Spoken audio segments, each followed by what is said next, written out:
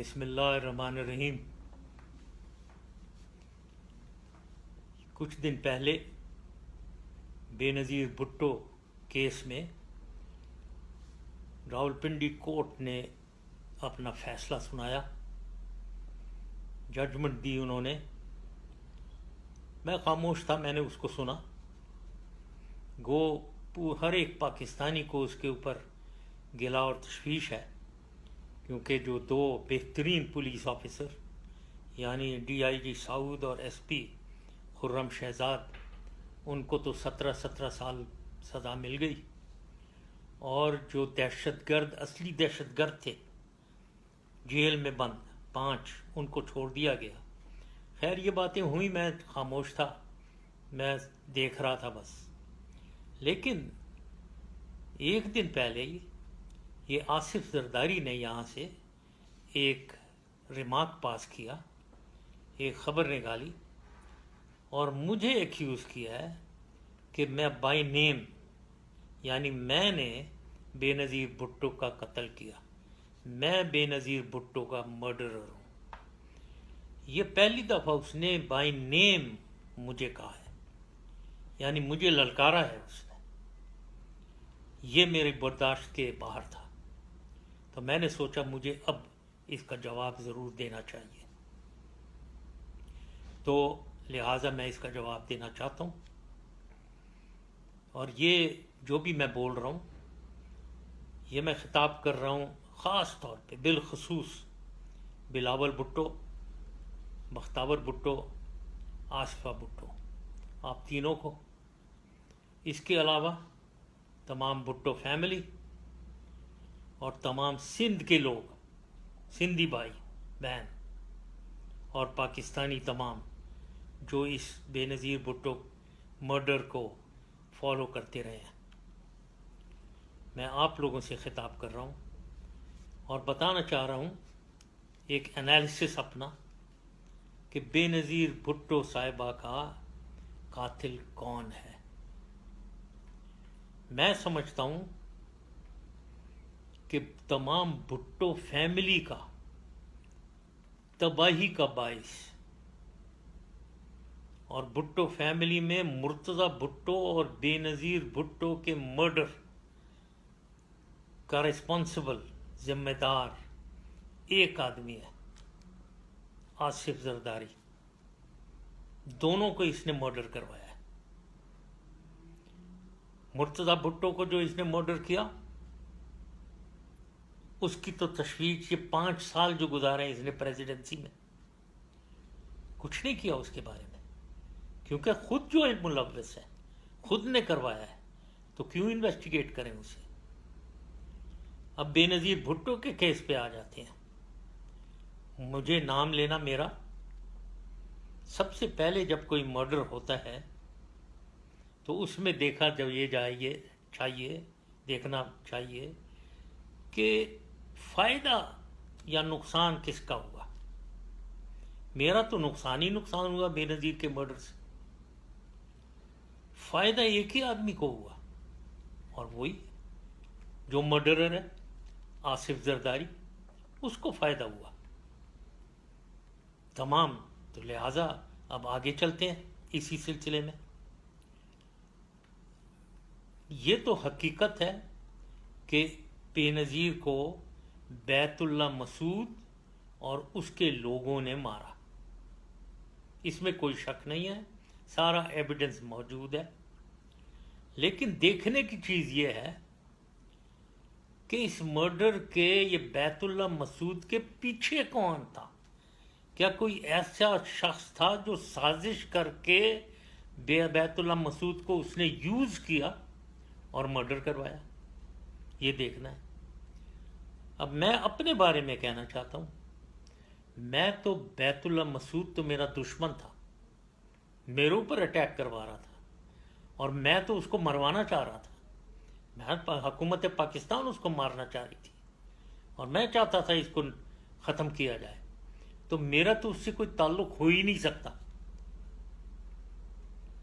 दूसरा, मैं अफ़गानिस्तान में हो सकता है तालिबान के थ्रू वो बैतुल्ला मसूद ان سے دوستی وغیرہ تھی، تو ہو سکتا ہے یہ کھڈ جو ہے ان کی انٹیلیجنس آرگنائزیشن اس سے جو ملاپ کرے، یا پریزیڈنٹ کارزائی سے جس کا کوئی تعلق ہو، وہ ہو سکتا ہے کہ اس کو انفلوئنس کر کے کروایا ہو۔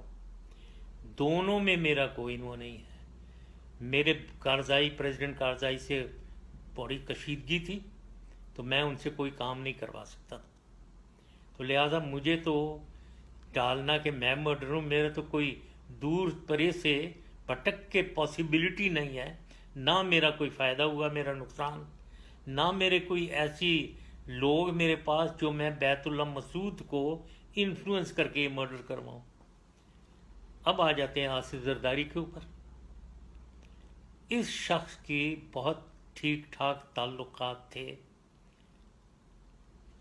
پریزیڈنٹ کارزائی کے ساتھ، اور میں آگے اور ادھر ان کے تھرو ظاہر کھڈ ان کے انٹیلیجنس آرگنائزیشن، اور بھی ایک شخصیت جن کا میں نام نہیں لینا چاہ رہا ہوں، امپورٹنٹ شخصیت وہاں تھی جو انفلوئنس کر سکتی تھی، لیکن ان کا میں نام نہیں لینا چاہ رہا ہوں۔ یہ پاسبلٹی بالکل ہے کہ یہ بے نظیر کے مرڈر کی سازش بیک گراؤنڈ میں آصف زرداری اور یہ افغانستان میں ملوث سینئر امپورٹنٹ لوگ شامل تھے۔ اب آتے ہیں سوال اس کے کہ وہاں کیا ہوا۔ سیکیورٹی میرے خلاف جو بات ہے کہ سیکیورٹی میں نے نہیں دی، وہ میری ذمہ داری نہیں ہے، لیکن اس پہ بھی میں تھوڑی سی بات کرنا چاہتا ہوں۔ پہلے تو دیکھنا یہ ہے، وہ جو بلٹ پروف بام پروف گاڑی ہے جس میں بے نظیر صاحبہ بیٹھی تھی، اس کے چھت پہ یہ کسی نارمل میکینک سے اوپر چھت کو کاٹ کے ایک کھڑکی بنانا، ہیچ بنانا اس کا، یہ کس نے کروایا؟ یہ کون سے عقل کی بات ہے کہ ایک بام پروف گاڑی کو آپ اس کی چھت کاٹ کے آپ ہیچ بنا دیں اس کے اندر؟ تو یہ چیک کرنا چاہیے کس نے کروایا۔ دوسری چیز یہ کہ بے نظیر تو 2 گھنٹے ادھر جلسے میں ایڈریس کر کے لوگوں کو ہاتھ ہلاتے ہوئے گاڑی میں آ کر بیٹھ گئے، بالکل سیف، بڑی بہترین سیکیورٹی۔ اس کے بعد کسی نے ٹیلی فون کر کے انہیں کہا کہ آپ باہر نکلیں اس ہیچ میں سے جو کٹوایا گیا تھا۔ کون تھا وہ شخص جو انہیں ٹیلی فون کر رہا تھا؟ اس کے پیچھے چلیں۔ اس کے پیچھے جانا مشکل یوں ہو گیا کہ وہ جو ٹیلی فون تھا جس پہ یہ میسج آ رہے تھے وہی غائب ہو گیا، وہ تھا ہی نہیں۔ 2 سال بعد کہیں ملا تو ظاہر ہے اس میں کیا مٹا دیا ہوگا سارا کچھ۔ کس نے غائب کیا تھا وہ، یہ بھی دیکھیں۔ تو اس گاڑی کے اندر کون بیٹھے ہوئے تھے؟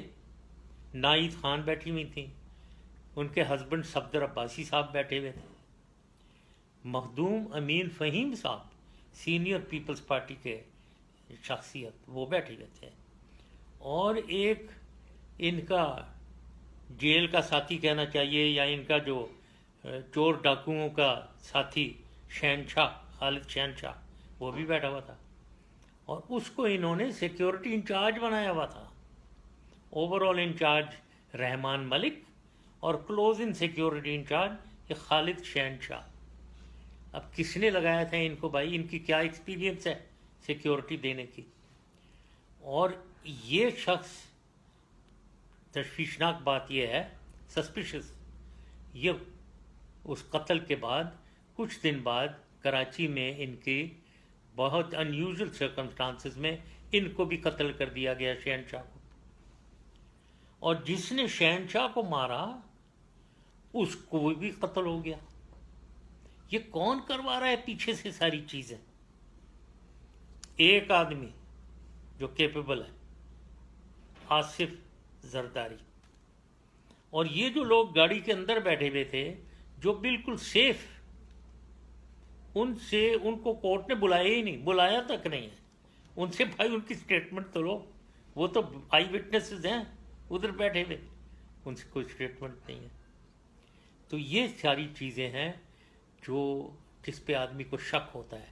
پھر اس کے علاوہ بھی رحمان ملک صاحب गाड़ी पीछे सिक्योरिटी इंचार्ज जब ये धमाका हुआ है भागकर इस्लामाबाद चले गए।